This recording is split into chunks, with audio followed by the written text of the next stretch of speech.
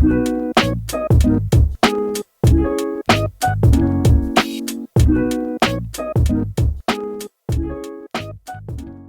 everyone, welcome to Type Talks. Today we have ENTJ and INTJ relationships. And so Kat, would you like to tell us a bit about you? Sure. I'm an ENTJ, Enneagram 3, am a certified profiler, and have quite a number of INTJs in my life, including my partner of 20 years. So I have a little experience around them. And I'm really excited about this conversation. So thanks, Joyce. Excellent. And Nii? Hi, my name is Nii. I'm also an ENTJ, Enneagram 3. My wife and I live here in Colorado, and she's an INTJ. So yeah, thank you for having us. Happy to have you both. Nii used to work for Personality Hacker too. We have experience with the Personality Hacker methodology. We're all pretty seasoned in that. And hi, my name's Joyce, and I'm a certified MBTI practitioner, and I facilitate the instrument in organizations. My question for the both of you is, what are some themes or trends that you see in the INTJs in your life in relation to you? What are some differences you notice? What are some similarities? The difference in our sort of energy levels, our social needs, and our needs for sort of activity in general, and our needs for exploration outside of ourselves.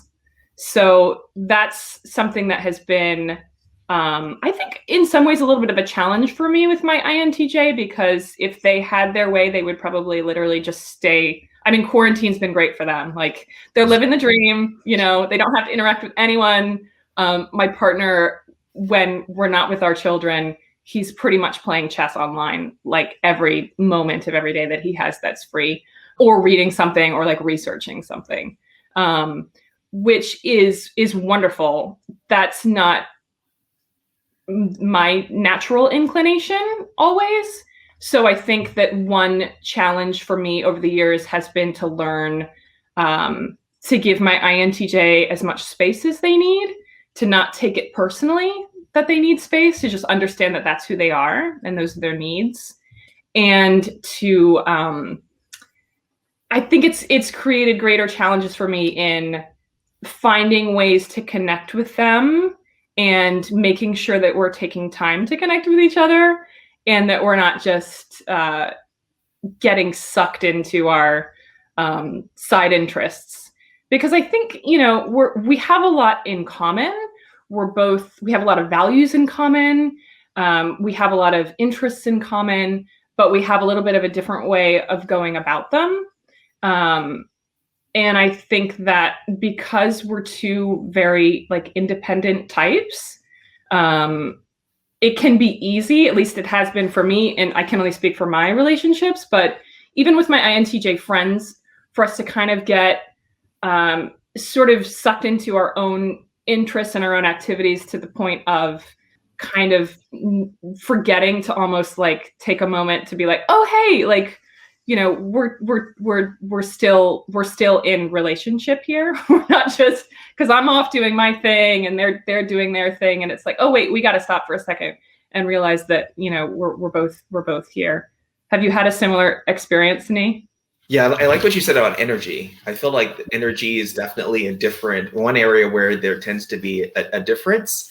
When I think about whether it's my wife or other INTJ friends, they're a lot more reserved, a lot more concerned about managing their energy.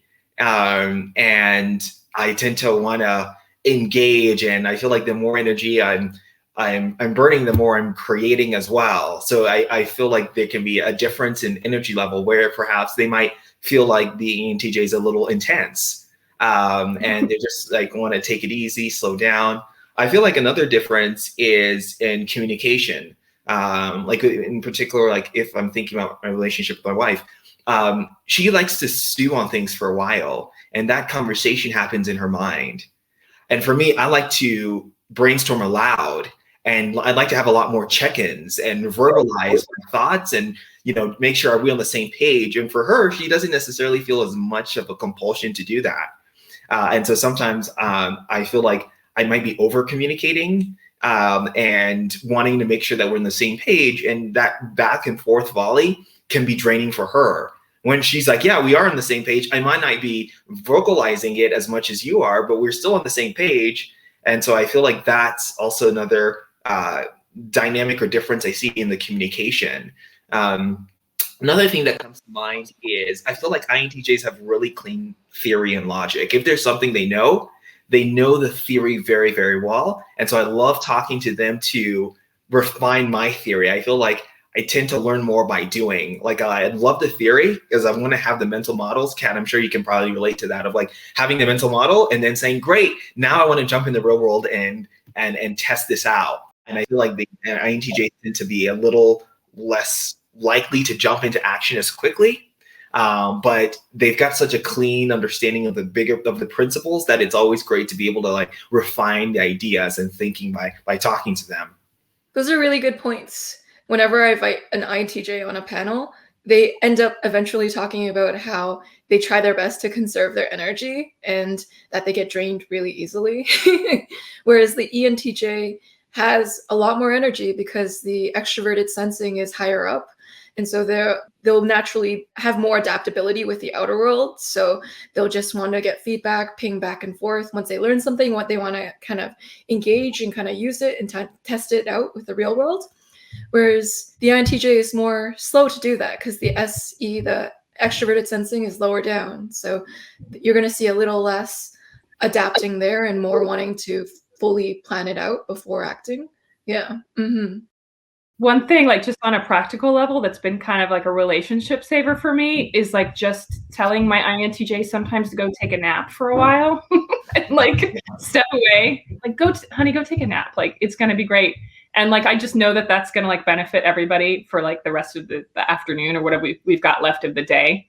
But I think just to go back to what you were saying, Joyce, about some of those differences, I think that's one of the great things about the relationship is we can kind of pull the INTJ out a little bit more into the world and help them to experience some new things and to remind them that they need to kind of get out there a little bit more at times. And to, I think, help them to learn how to express some of their needs and concerns a little bit more freely, because gosh, they have like this massively deep inner world. Like they've got a whole thing going on out there and you only see like 3% of it on their exterior, I feel like. Do you know what I mean? It's like they're thinking about so much and you don't even know half the time. They'll sometimes even have like an issue or a concern with you that you're not aware of, that they're like just chewing on for like days and weeks. And they like kind of get over it and you never even really hear about it almost because it's just like such an internal experience for them. But I think that kind of focus that they have is really helpful for extroverts like us, because at least for me, my partner has really helped me to learn how to focus on what is the most, maybe sometimes like the most valuable thing to be investing in, if that makes sense, or like to just kind of get refocused on where I'm headed, because it can get a little wild sometimes jumping around. And also just for them to kind of refine my thinking in terms of like, what's the area that deserves like more in-depth thinking, if that makes sense. Like stop jumping from here and there. This is the thing that's really going to be like the best ROI for you, or this is the thing that's the best investment. So yeah, with their introverted intuition, it can be really good at focusing and trying to hone in on a concept. It's very convergent and it can get them to kind of recenter yourself. So it's almost like being around an INTJ helps you develop your co-pilot, so your introverted intuition. Yeah, and it helps you slow down and calibrate and then start moving more. So they provide more calibration and reflection. Totally, the INTJs. Oh, and Nii, you wanted to say something? Yeah, just to add to both what you guys are sharing, one model that I think about in regards to my wife is like, I'm the writer and she's the editor. That's probably our like favorite collaboration model. Is it's easy for me to generate and create things, but she's really good at refining them and just being like, this is unnecessary. You're like, whether, for example, I'm working on a book project, and later on I'm going to get some feedback from her because she can see the 80-20, and she's able to just refine and refine and refine. And then it's easy to grab that feedback, take it, iterate, go back. And so that's been a really great model, is kind of wearing the hat of the role of the writer, and she's the editor, calibrator, refiner. So that's something that's found has been a really productive way of collaborating together, not just with her, but also with other INTJs as well. Just like they've got, I mean, Kat was speaking to this earlier, they've got an ability to help us focus and hone in because we have a lot of energy, and we can, we don't mind making detours and going left and right because we're like, hey, we've got the energy and it's part of the process and so forth. But they can help us slow down and focus on the essence. That is so well put. The INTJ helps you focus on the essence, the main point, the 80-20, like you said, Nii. It seems like the ENTJ is good at like talking it out loud first, putting it out there, like you said, being the writer or just trying to get things on the same page. So putting things out there, basically, because you guys have so much energy, you can just like throw it out there. And then the INTJ is good with refining and with condensing and with finding the most meat point in all of it. And it's almost like the INTJ is good at adding a perfect polish onto it. So like perfecting it. Maybe this is a poor comparison, but it's almost like the ENTJ creates the paper with the writing, and then the INTJ like laminates it with the final touches, and they're able to like pull everything together and make it into a present or a package. It's like they're good at tying everything together, the INTJs, and it helps with the ENTJs' productive energy. It just helps them tie it all together in a beautiful way. ENTJs are good at going from 0 to 80, and the INTJ is good at taking it from 80 to 100. I feel like it's much easier for me to go to 80 than it is to go from 80 to 100. And so getting their feedback can really help to take it from good to great. Yeah, I feel the same. And I feel like, I've had a lot of conversations in my life recently about perfectionism. And I feel like INTJs, of the two types, they're more of a perfectionist than I am. Like, I just want to get to like the good enough level, and then I want somebody else to like refine it for me or like make it perfect or deal with the details, because I don't really want to get that far in the details for the most part, depending on what the thing is. So it's really nice to have that person to kind of polish the thing, if that makes sense. I think ENTJs were like, kind of like Nii said, we're sort of good at getting to that 80, but that's one of our maybe strengths and weaknesses. I mean, they're always kind of both at the same time, right? But kind of getting that last 20 is like I've run out of energy by then. I'm like, okay, well, we got 80, which is great, because it, versus the INTJ they can spend a long time getting to the 80, and it'll, they'll get to the 100 and it's really beautiful, but sometimes the question is like, what was the investment to get there? Yeah. I noticed that theme with introverts and extroverts that I invite on for panels. Extroverts will mention how they have a lot of energy, so they're able to start things and to give it momentum. But the polishing, the slowing down is not really an extrovert's forte, whereas introverts tend to have more comfort with the slowing down process and like truly refining and sticking with that 80 and making it 100. And sometimes, because introverts can be so perfectionistic, they take a while to get things moving, and it's less natural for introverts to gain momentum on their own. So when they have an extrovert to help them get momentum in the projects that they endeavored into, it's like a dynamic duo. Like the extrovert is the momentum and the introvert is the refiner and the polisher. I don't know. Yeah. I feel like in some ways too, they're like a little bit more idealistic. Yeah. And so it's like, oh, that's really cool. Like, I love that idea. I love the philosophy behind that. But like, what is it really on the ground? Like, how can we actually make this thing happen in the real world? How can we put this thing out there? So I think we're good in that way, kind of balancing ourselves out. My INTJ that I live with has a lot of really, really cool ideas. And so I tend to be like the person who kind of like poo-poos on the party all the time. And I'm like, well, that's a really cool idea, but can we actually do it? Like, is it practical? Is it sustainable? Because it may be really awesome for a second, but how much should we invest into that thing? And then we like never revisit it, or it's just like another really cool machine collecting dust in my basement or whatever the thing is. But so it's hard sometimes to find that balance, but I don't know, maybe that's why we work well together. We need each other that way. Yeah, that resonates, the idealism. Because I feel like having SC in the tertiary position, we have sometimes it seems like we can have a better sense of how it's going to play out in the real world, or what are going to be some of the challenges when it goes from concept to, something in the real world. So we can bring that to the conversation, and help them to get started. But like sometimes it can be challenging for, like you were mentioning earlier, it can be challenging for introverts to jump into action, but it's really in the action that the real learning happens, and the iteration and the calibration. So I feel like in the same way that they help us refine our ideas and arrive at the essence, we can help them get started. It is a good collaboration for sure. I think one thing too with that sort of idealism, particularly in the INTJ's case, is that backseat FI can get very, at least in my experience, it can really like dig its heels in when it feels very strongly that an idea, like their ideas are really part of who they are. They're not just like these kind of like, I mean, maybe they can be sometimes, but I feel like when they're really invested in something, it's like a core part of who they are. And so sometimes shooting down an idea or criticizing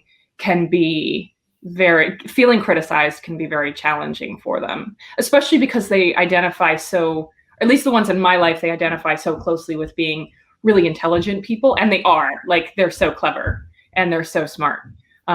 So I think one thing for me has been about realizing sometimes when it's like that FI just digging in its heels, when maybe it's something that isn't the most, maybe it's not the best investment for that time or whatever.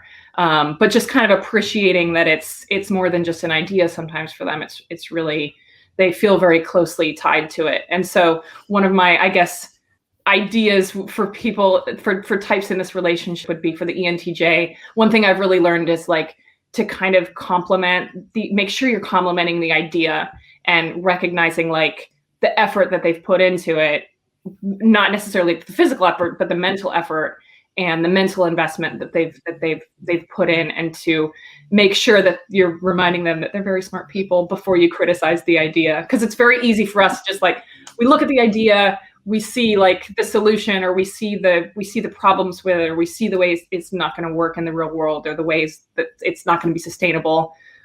So it can be easy to kind of jump straight into that. So that's one piece of advice I would offer. Really amazing. To add to the conversation, a really great way I've heard introversion and extroversion being put is extroverts, they're act, reflect, act, whereas introverts, they're reflect, act, reflect. So we all do everything, but the order is slightly different, and it causes very different results. Whereas the extrovert's going to be more action-oriented, they're going to be more comfortable taking that first leap, whereas the introvert is more comfortable reflecting first before leaping. Yeah, and it creates a good team. I'm wondering, what are some particular instances or examples you have with you and your relationship with an INTJ? A story that helps you understand their mind or your mind a little better, like a story that exemplifies either the functions or something, a lesson behind the story. I feel like when I think about my wife, for example, there's like, she will sometimes like we moved here to Colorado and we've loved it. And I remember like when we were in Georgia before, one day my wife was like, yeah, we should move to Colorado. I was like, what? Colorado? Because we were starting to like explore other cities that we were interested in. But like, I guess the long and short of it is like, I feel like my wife has this, an INTJ, she has this ability to like, she'll just casually mention something and it's like, it feels like it's completely out of the blue. And I'm just like, where in the world did you come up with that? Like, we were just not talking at all, or we're talking about something else. And all of a sudden you're like, yeah, I think we should move to Colorado, or I think you should grow your hair out, Nii. What? Like, where did that come from? And I'm like, I don't know. And then I'll kind of ask her questions, and then I'll just listen to her advice, and it turns out to be really good advice. So I feel like sometimes, like when my wife, the lesson is like when my wife casually mentions something, I'm like, I should probably pay close attention. It's almost like she'll have these really deep insights, but she'll present them in such a nonchalant way that if I'm not really paying attention, I'll just like dismiss it or like, oh yeah, whatever. And then end up missing something really, really important. So I feel like that's something I've noticed. I feel like for ENTJs and extroverts, if there's something that's really important, we have a tendency to want to be emphatic, and we want to gesture, and we want to make it really clear. And so like how we say it and what we say tends to match. But I can feel like sometimes with INTJs, they'll say really profound things, but the delivery is so casual or nonchalant that it can almost be easy for me to miss it, because I'm like, it's not being presented in a way that's like screaming at me like, hey, you should really pay attention to this idea. It's important. And so I don't know if that's something you guys have noticed or experienced or observed, but that was like the first thing that came to mind. Yeah, that makes a lot of sense. It's like the extrovert, when they get excited about an idea or about something, they're more likely to gesture or show it externally. And so it's going to be more obvious. Whereas the introverts, when they have an insight, they may not always express it as emphatically as how it would show up in an extrovert. But it's almost like the introvert's been thinking about it for 10,000 years, that when they do say it, there's a lot of weight to it and a lot of insight and a lot of depth. It may be deceiving how they're presenting the package. With Personality Hacker, I listened to one of their podcasts, and they talked about how NI DOMs, they're all steak but no sizzle. So it's like they'll give you the steak, so what they say has a lot of meat to it, but it won't always have that extroverted sensing sizzle to it. So it won't have that pizzazz, but it still has like so much meat. And I'm like, wow, it's a really great representation of that INTJ, ENTJ dynamic you just mentioned, about how the INTJ will say something so chilly, but it's so filled with substance that you can almost miss it if you're not paying enough attention and trying to dissect what it truly means, like its essence. But if you do, it's like unlocking a new insight. I've heard it be called an impact moment. It's like if you listen to NI closely enough, it turns into this impact moment that changes your life. I don't know. Yeah. Mm-hmm. Yeah. What I believe intuitives are here on the planet for is they're here to help people reconsider how they're living. And so when you lead with NI as a dominant function, it helps you. If you pay enough attention to the little wisp, like the little wisp and whisper of the NI telling you lessons subtly, it's almost like if you listen enough, it can dramatically change how you orient your life in some way, because it's an insight that will help you recalibrate how you live. And it hits you, but you have to listen closely enough to hear the sound of it. Yeah. So it's like a faint murmur. An IDOM has. Mm-hmm. Totally resonates. Yeah. And it's a slower, like, I was just thinking about how for INTJs, and I guess probably all introverts, it's like a little bit of a slower process of getting somewhere sometimes. And it can feel, I don't know, maybe to the extrovert a little bit less, maybe we get a little impatient with that process sometimes. At least I do. I can relate. Or I want to know, like sometimes INTJs will just have the insight, and I want to know, I have a ton of questions about like, tell me more about how you arrived there. Tell me more. And you know, sometimes reply is, that's just the impression I get, that you should go left instead of right. Why? I needed to give me some proof points, give me some examples, like tell me more about how you arrived there. And sometimes I feel like sometimes NI will get the right answer, but they won't show their work. It's just like absolutely kid in school and like the math kid or the math class, and the teacher's like, yeah, you got all the answers right, but how did you get there? And it's just like, well, you know, it just makes sense to me intuitively. That's how I got there.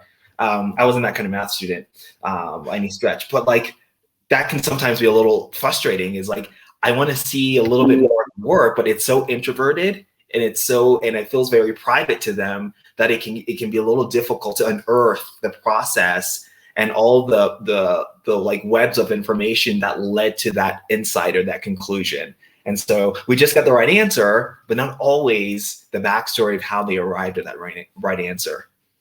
Yeah. They'll give you their forecast for the weather. That's the metaphor, but they won't tell you how they arrived at that forecast. Like, how do you know it's going to be sunny today? They're like, I just know. I don't know how to explain to you. Always. It's a vague knowing. It's hard to know what specifically brought them there. It's hard to retrace their steps, to show their work, like you said, Nii. Yeah. Mm-hmm. That's definitely, I feel like, a place that I've butted heads with INTJs, because we're both so like independent, and we're both very strong-willed, I think, in a lot of ways, and we both feel quite strongly about what we believe. At least I do. It's like, well, if it's worth doing, it's worth doing. Like, end of story.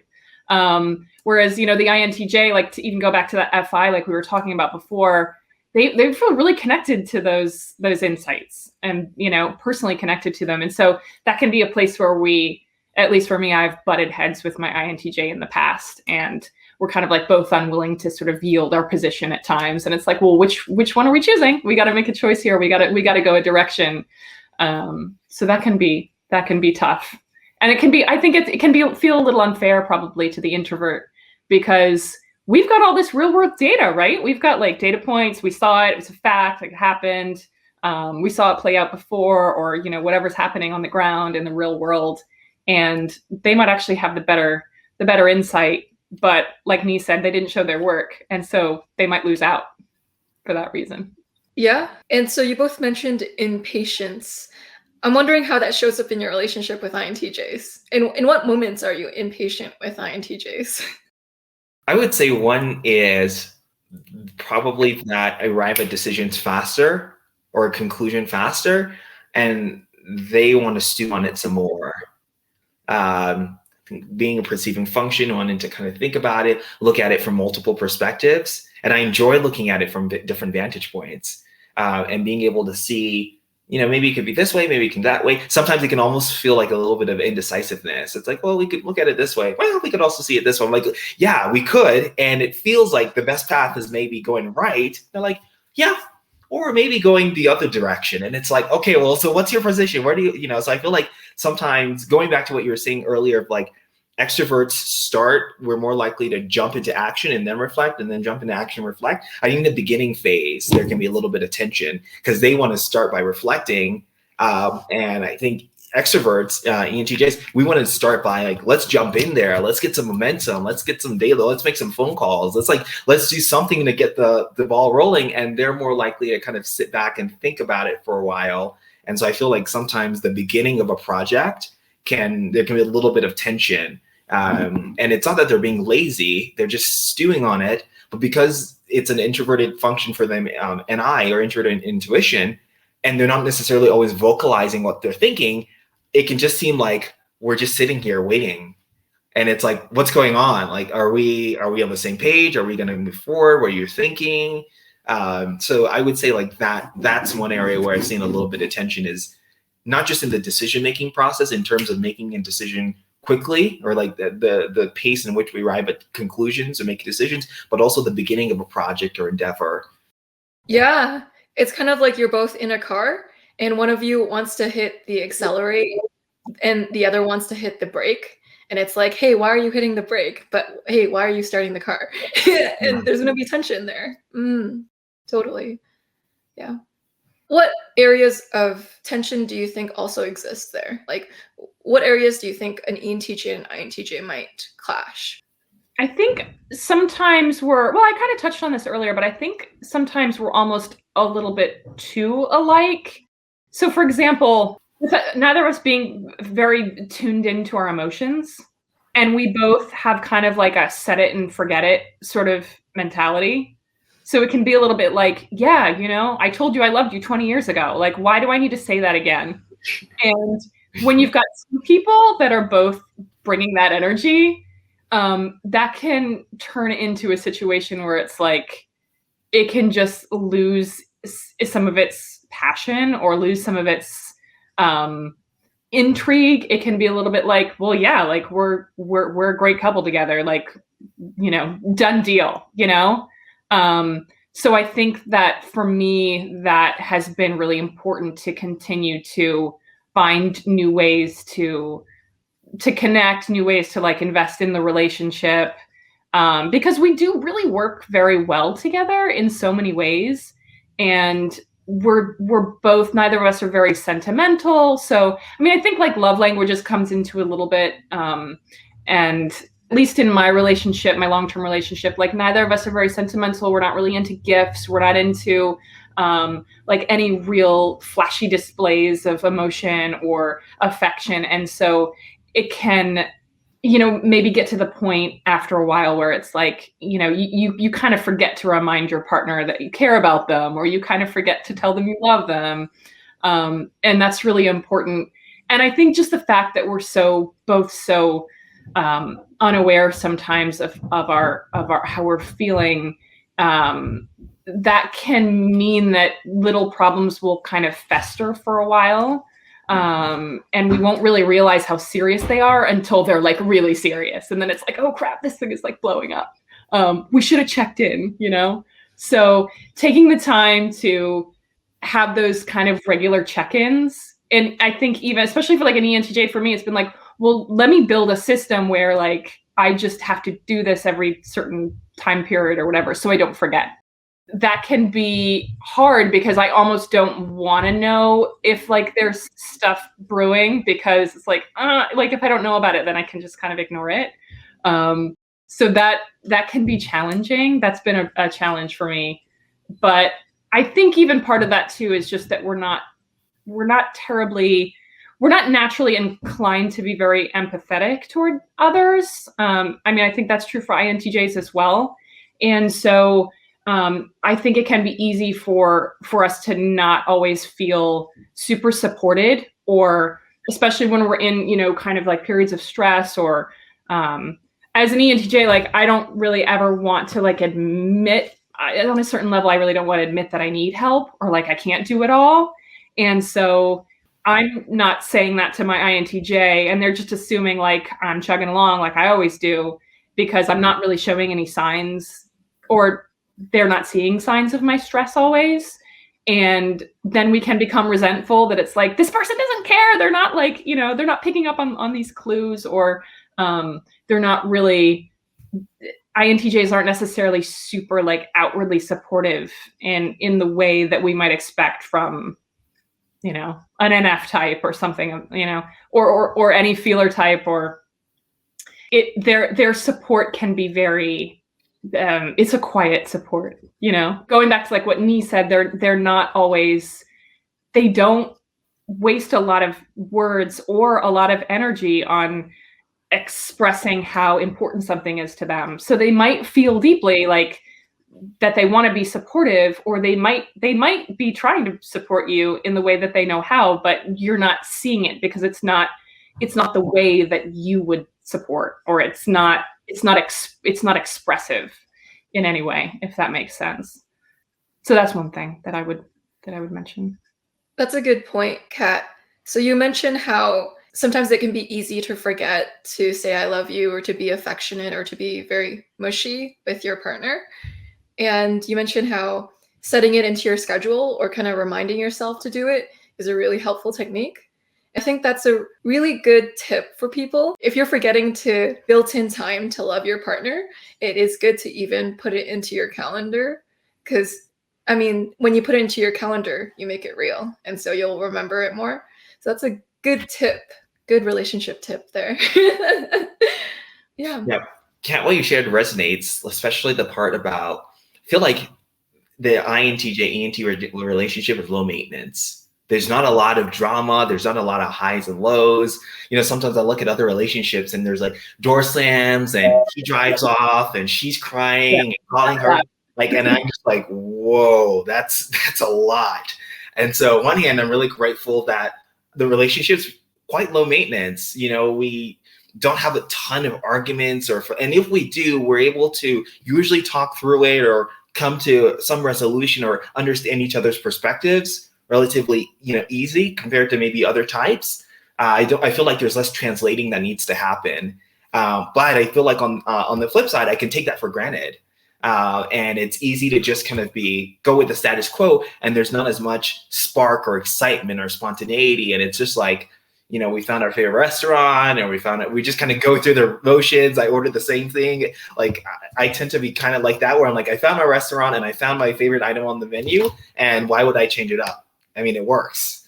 And applying that same principle to a relationship can sometimes be dangerous, right? Especially over the years compound. And so like being more mindful of creating new experiences or new opportunities to like experience something different, or to be more intentional about showing affection. Like my wife and I, we love each other deeply, and we're not super affectionate and like all like, ooey gooey, and that's not naturally who we are. And sometimes that can even create a little bit of insecurity for us, because we're like, we know we love each other, but it seems like, we're not checking off the boxes, or like when we, but so I think that was a really good point, that on one hand, it is nice to have a lower maintenance relationship, but it also requires that we go out of our way in some systematic, sustainable way to create some spontaneity and excitement, so that it doesn't become dull. That is a good point.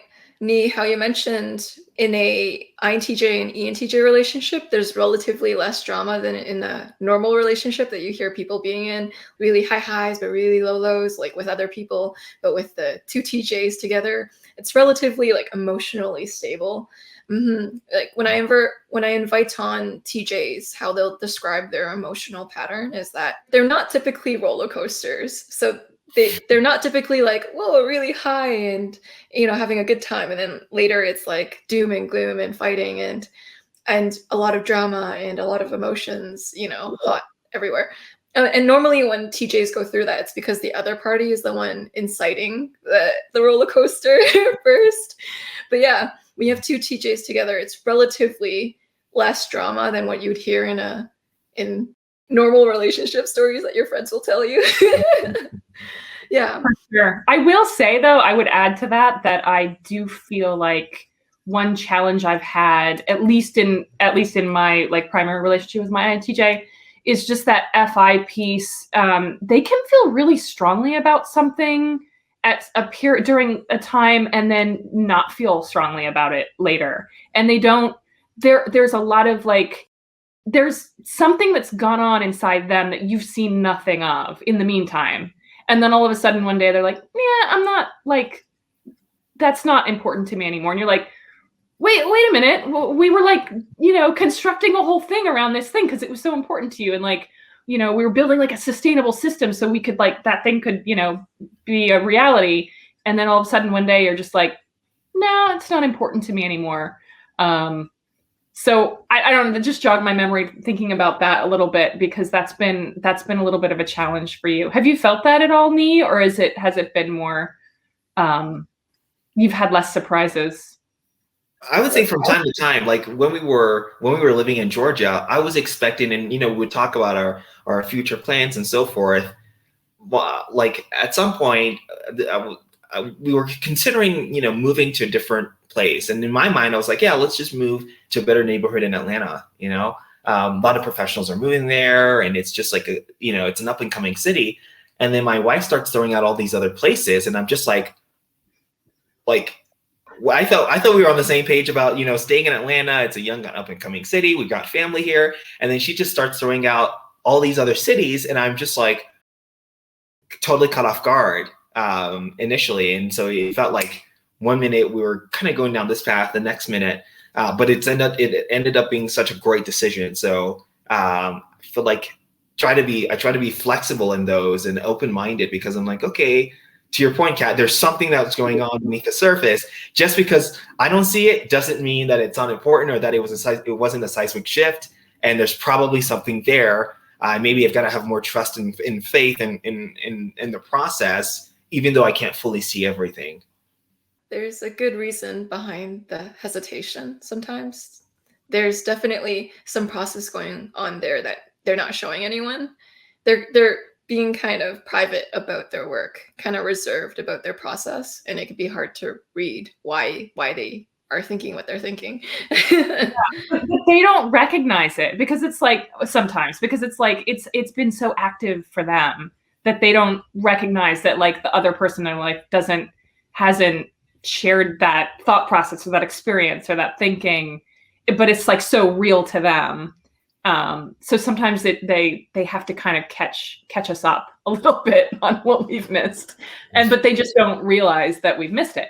It just doesn't even like occur to them. That makes sense. It's very obvious to them, but it's not so obvious to us. Well said, Kat. And I feel like this also paints a picture too, because a lot of the ENTJs I know, they don't like ambiguity. So whenever some things are ambiguous with me and an ENTJ, they'll try to clear it up and they'll try to like structure it more because it's so ambiguous. Yeah. Can you guys relate to that? Yeah. Mm-hmm. Yeah. Close the loop, Joyce. Give us, what's the action point? Where are we going with this? Where is it? Where did it land? That's been something like in my I've had to learn to be more comfortable with different levels of ambiguity in my life, and just appreciating too that they can be a good thing. It can be good to have some open doors, some open loops. It can keep things a little more exciting. So that's why, natural inclination for sure. Is to close a loop. Earlier, I was texting a mentor wanting to get some feedback from him, and he's an ENTP. I was like, "Are you available on Sunday?" And he's like, "Probably." I'm like, "Okay, cool. Like, what about 2:30, 2:45-ish?" And he's like, "Later in the afternoon." And I'm like, "Okay." So like 4 p.m., 4:30. I didn't push further with that, but I was just kind of like, it's funny how some people are totally comfortable with ambiguity. Like, yeah, sometime in the afternoon. And I want to know, well, what time in the afternoon? 4:35? So I can kind of plan ahead or like, schedule other things around. And it's funny how sometimes I can get unsettled by that ambiguity, even though it's from them, it's like, yeah, it's, no big deal. It'll happen, Nii. Really great examples. When I coach ENTJs, a theme I see is that they'll want a direction for the session. So before we go into the session, they'll want us to have okay, what is this going to accomplish? What are we going to do in this session? What are our goals? What are our objectives? And I'm like, wow, this is a lot of structure up front. and a comment I get at the end of my sessions with ENTJs is they'll always say this, okay, so what are the next action steps? And I'm like, wow, do you guys know where that comes from? What is the cognitive process behind that? Setting that clear objective at the front. It's almost like this uncomfortableness with a lack of direction, but it's almost like they're assuming that I have a lack of direction, which I don't. But it's almost like I'm kind of, it's complicated because inside my head, I didn't tell them, but I think that the lack of direction actually makes it the most productive. It allows you to go through the back door. So how I'm perceiving it is different than how they're perceiving it. So what I'll do is sometimes I purposefully leave sessions open-ended because that allows us to collect the most information.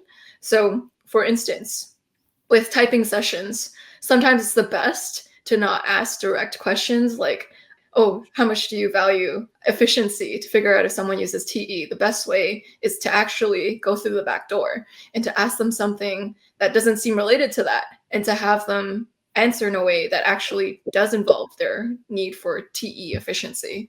Yeah. And so sometimes my process of going through the back door can seem like inaction or directionlessness or stalling or not, like almost being a little slow with getting to the point. And I notice with ENTJs that I talk to, sometimes they'll want to rush that process of getting closure. So they want to know exactly what we're doing and have almost a reason for being there first. So while I'm more slow with getting there. And I think that's more of the introvert and extrovert divide there too. Yeah. Mm-hmm. Yeah. If I'm making sense. I think maybe part of it too is like, for me, I kind of want to, I often find myself I want to see like the dashboard before I can get into the details. Like, I want to know, like, what's the framework we're working within? And then I can get in. So, and maybe part of it too is just kind of that feeling that we always have, like, well, what are we accomplishing here? Like, what's the end goal? Let's find the best way to get there. That can sometimes, I guess, be a little challenging to just have something that's really loose and unstructured when we don't know where we're headed. Yeah, but that's.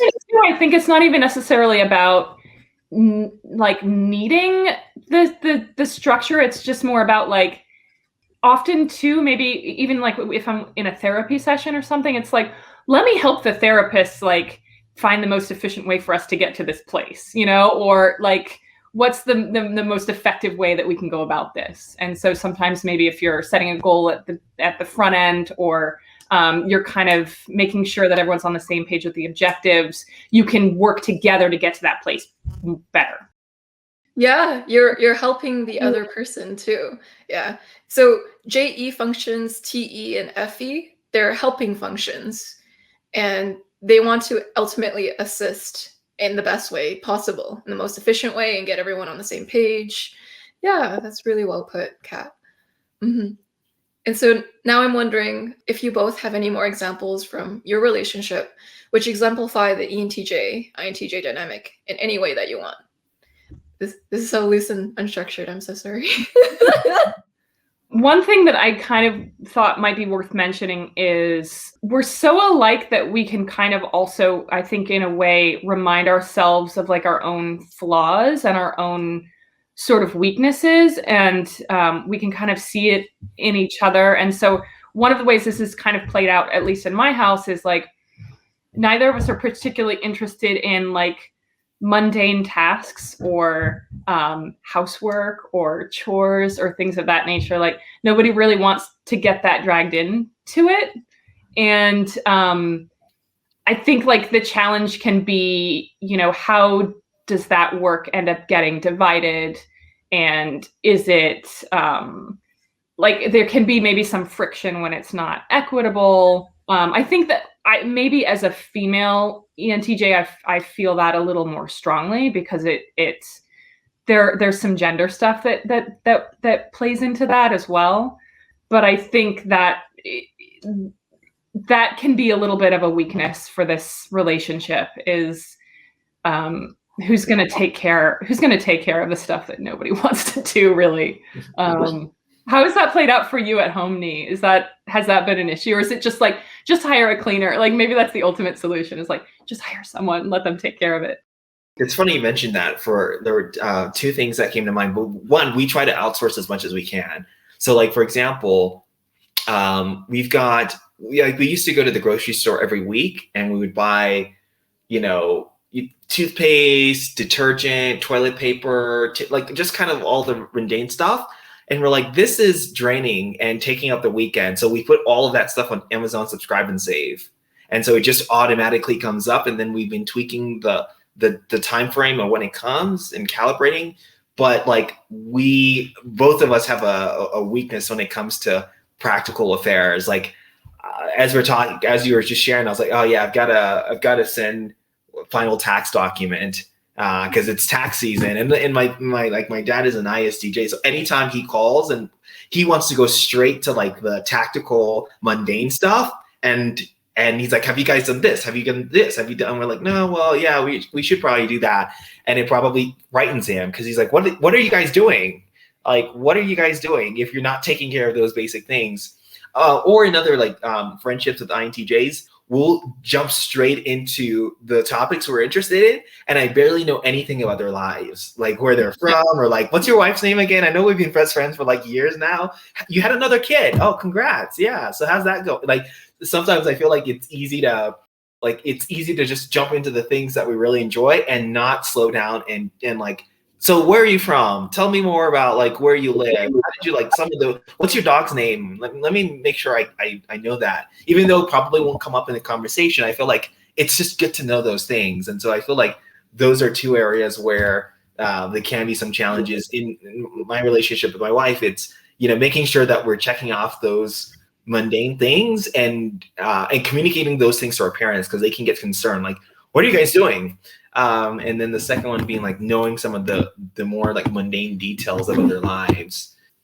Yeah, I actually really hard relate to that. You get really deep into the deep conversation, the metaphysical topics, or something about life itself, or something really an interesting thought to go down and to explore ideas and theories and topics and those type of things with certain friends or partnerships. It's like you might know a lot about their philosophical thoughts on a certain topic or like their viewpoint on a certain subject, but you won't know like their favorite color. You won't know sometimes what major they had at a specific point of their life, or the little details that most people learn first. You learn it like last, and it's almost like reverse learning things about them. And you're like, wow, that's your dog's name. I, okay. Yeah, no, I hard relate. I bet a lot of people who relate to their intuitive function can relate to that. Just not knowing the little details about someone else's life and not really caring about the practical things too much and kind of seeing that as the more boring part of life. Yeah, no, completely agree. Yeah. I have my ISTJ friend file my taxes for me. And they remind me to do my taxes too. It's a really great trade-off. Very thankful. Yeah, that's a really great idea, Nii, to outsource. Like if something comes less naturally to you and it's easier to outsource it, that's a really good option to consider. And so that's amazing life hack. Thank you for that. Yeah. Yeah, of course. What are some growth points for an ENTJ INTJ relationship? What do both parties have to realize for it to work out? What was an area you had to grow in your relationship to make it the best that it could be? What compromises did you have to make? Or what ways did you have to stretch yourself to capitalize the most on the relationship? I think for me, the hardest piece over the years has just been the communication piece.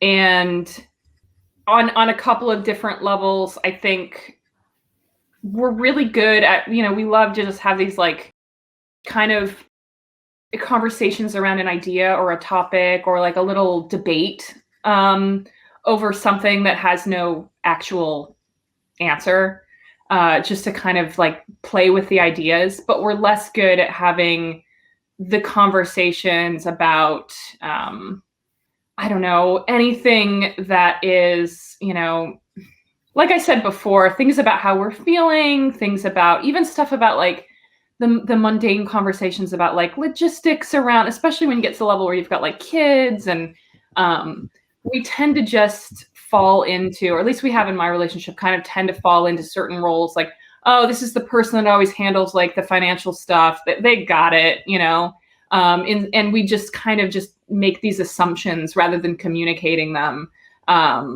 or even just offering to step in and help a partner in an area that they're, for example, one person's covering all the finance stuff and you just kind of like let them do it.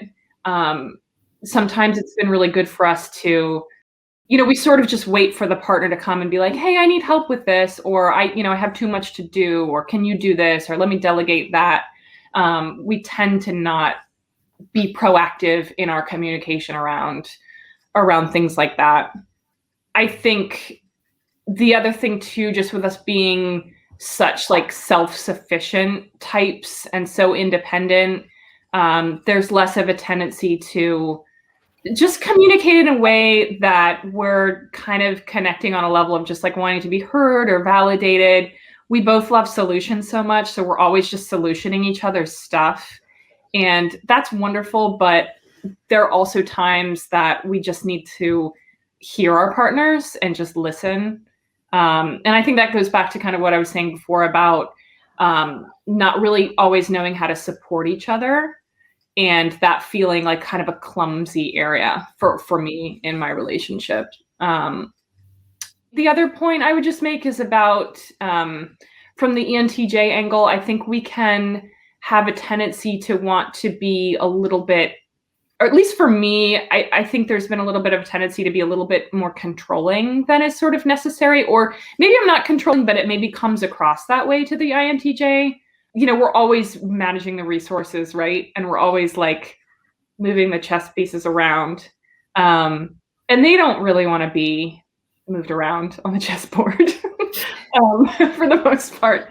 So I think it's about letting them be who they are. And, we want to let each other handle our stuff. Like, I want my partner to just handle your stuff and I'll handle my stuff and we'll just handle our stuff and it'll be cool. But I think that we can, like I said before, we can kind of lose sight of our partners in the midst of us kind of like accomplishing goals or closing loops or finishing projects or doing the thing. And we have to kind of remember to come back together as a couple and reconnect. At least that's been my experience. So those are the things that come to mind. And because, like we said before, we really do understand each other really well. And we understand how the other person operates.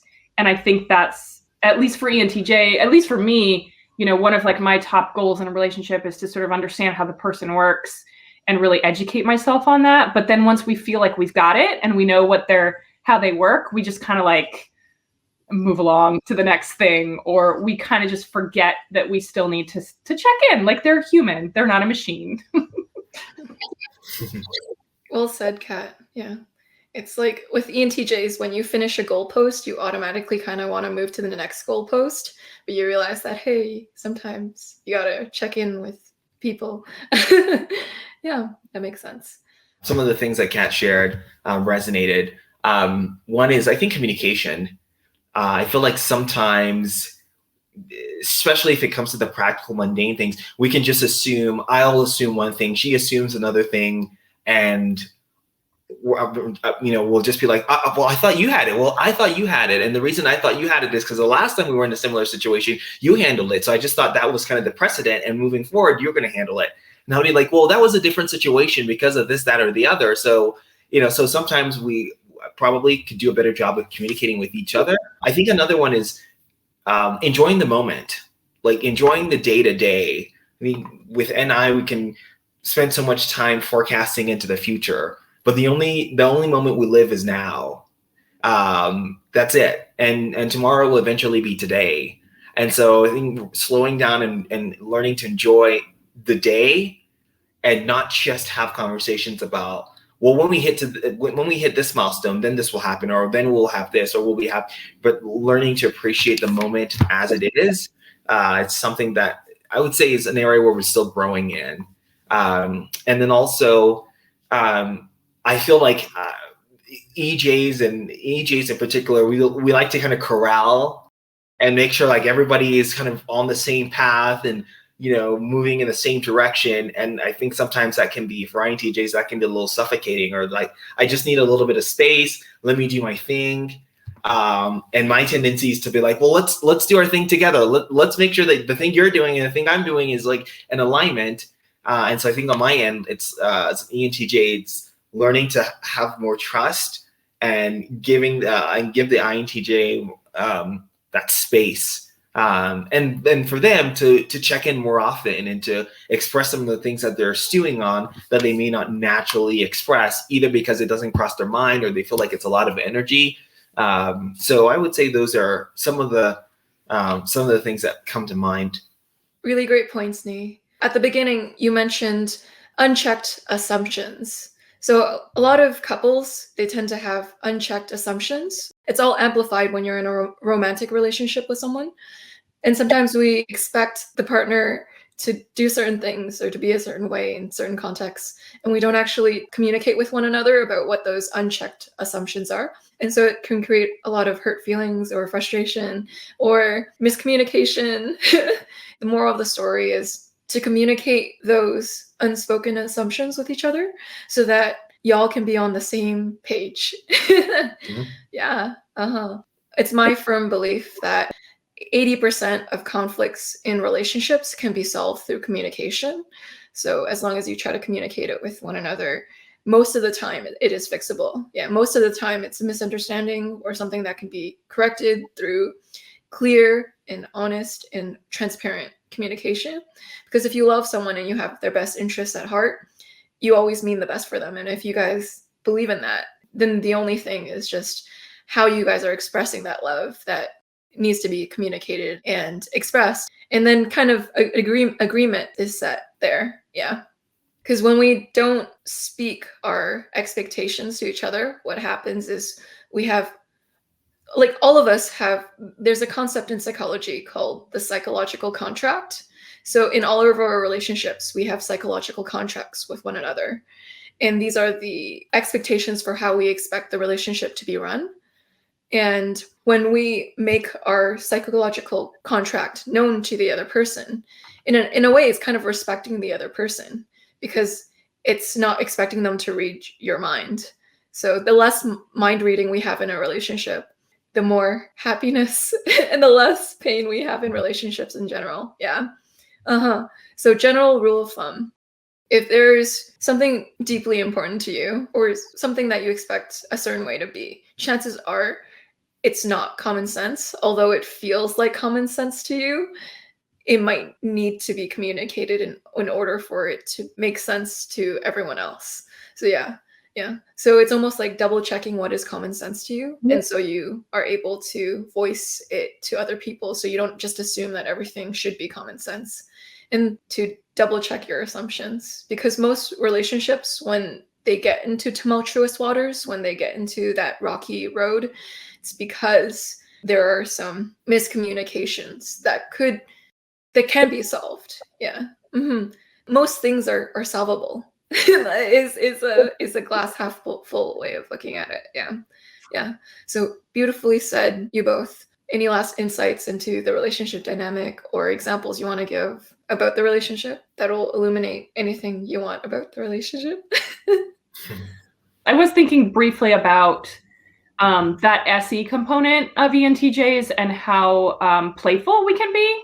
And that's a side that maybe some people don't see from us, but I think our partners get to see that piece. And that's been like one of the rewarding things about my relationship, is to try to draw a little bit of that out of my INTJ partner as well. And like Nii said, kind of get them a little bit more present in the world for, and kind of appreciating the moments. I mean, we're both not very strong at that. But I think we can get a little bit into like a little bit of a fun or playful space with that SE, and we can kind of pull the INTJ a little bit out and have some fun as well, and get them to have a little bit more awareness and appreciation for their surroundings in the moment, and just generally to have some fun. I think that's been one of the rewarding things about the relationship for me at times as well. So yeah, that playfulness. Yeah, that's amazing. Yeah, the unspoken side of the ENTJ is that they're playful.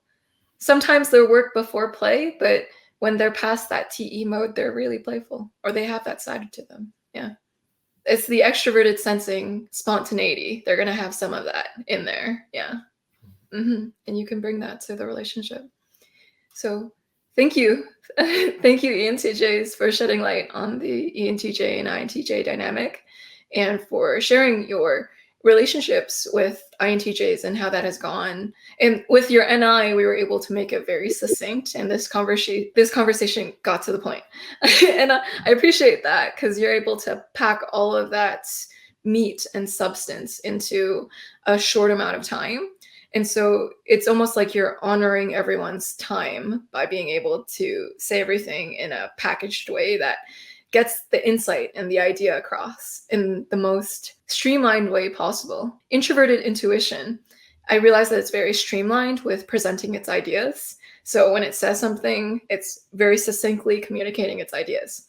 Whereas with my panels with extroverted intuition users, sometimes they go on for 4 hours. Yeah. Yeah. So this is an interesting contrast to those, for sure. It's interesting, Kat, when you mentioned how there's this unspokenness where you realize you both know that you both love each other. Like you said it once 20 years ago. And so you kind of like, it kind of feels like it's, why would you have to say it again if you guys already know you love each other? Yeah. And that's really fascinating. With some TJs, that is really interesting, that it's kind of like FI knows how it feels down to its bones. So if you guys already have that unspoken understanding that you FI value each other, then you don't really need to externalize that feeling over and over again to validate you both because it's already there. That love is there. It's almost redundant to communicate it if it's already there. Yeah. And that was really fascinating to hear you articulate and illuminating too. Yeah. And Nii, you always have this like wise sage like wisdom that you bring to panels. Yeah. Yeah. When you articulate things, you say in the way that gets the point across in the most efficient way possible. And it comes with life wisdom too. So you always make sure when you go through life scenarios to take out the greater picture, to take out what matters most from it. And you're able to explain that to other people really well. Through doing that, it's actually very inspirational. You give people a crash course lesson on certain topics in an instant. It's like crash course insights with me in less than 2 minutes, and then you'll just say something and it hits really hard and in a very concise, articulate way. You're good at communication and general life wisdom. There's a wiseness to you. Yeah. And I get it a lot in my comment section too. It'll go like, wow, Nii's so wise. Thank you. You've developed that NI, that introverted intuition really well. Yeah. And yeah, thank you both for coming on. It's always a pleasure to have you both on. And it's so hard to find ENTJs willing to do panels as well too, because they're always tackling life goals. So I also appreciate y'all taking time out to talk to little old me. So yeah. Oh, we love chatting with you, Joyce. It's great. Thank you for putting this together for us and for your community as well. This is a discussion about the mind too. So I'm learning every time I invite someone on. And it's almost like every time you invite someone on, you learn something new because they've gone through some unique situation that no one else has gone through. It's like almost everything about us is like a fingerprint. And this is something I realized. So, like I was calling my bank, and right now they're doing voice verifications. So they're like, oh, we can recognize if it's you just off of your voice. And I'm like, oh, interesting. Our voice is just as much as a signature as our fingerprints. And so what this tells us is like, wow, everything about us is actually like a fingerprint. And so with our life stories, it is like a fingerprint. And so when I get to talk to people about their unique fingerprints, I learn more and I become a better person with each video. Yeah. It's bestowing me a fingerprint of knowledge or insight into humanity each time I hear you articulate your process behind something. Yeah, because then it helps make sense of every little thing. Like every little action now makes sense because you articulated the main process behind it. And I wouldn't have ever known that without that expression. And so it's almost like I got closer to an understanding of the human race because of a vulnerable moment we all shared together. And it impacts me. And it literally changes me. So I'm always thankful for it. Sorry. What you said about the voice being a fingerprint. Never thought about it that way before. That's cool. Yeah, it goes down to everything. Like it's weird. Like your phone can recognize your eyes just by the shape of your eyes, no matter if I'm wearing like eyeliner or if I'm not. And that says something. That says like everything. If you look at it closely enough, it is so dramatically different from the next thing next to it that you can literally create security on your phone or on your bank. That's literally how different everything is. It's so distinct that by capturing it once, you will not find it anywhere else. And that applies for every single thing about us. And it's something taken for granted normally, but it says something about how we all bring something unique. It's like that cliche saying that we are all unique is true, because even identification software can recognize that that is a reality. So it is a reality with every single minute thing about us. But we tend to water down our own contribution to the earth because we're not able to recognize that there's something that you bring that no one else can bring. We just assume that everyone's done what you wanted to do, or everyone's done anything that could be special in the world. But that's not true, because we literally have a fingerprint that no one else can leave. And we're kind of depriving the world of that if we don't recognize that truth and reality that we have something special to bring. We won't even actualize it in the first place if we don't acknowledge it. For sure. So You're thank you so aware, Joyce. You always have some like wise words for us at the end of every. So always something to think about. Yeah, this is a pleasure. Thank you so much for coming out. I really appreciate it from the bottom of my heart. Bye, everyone.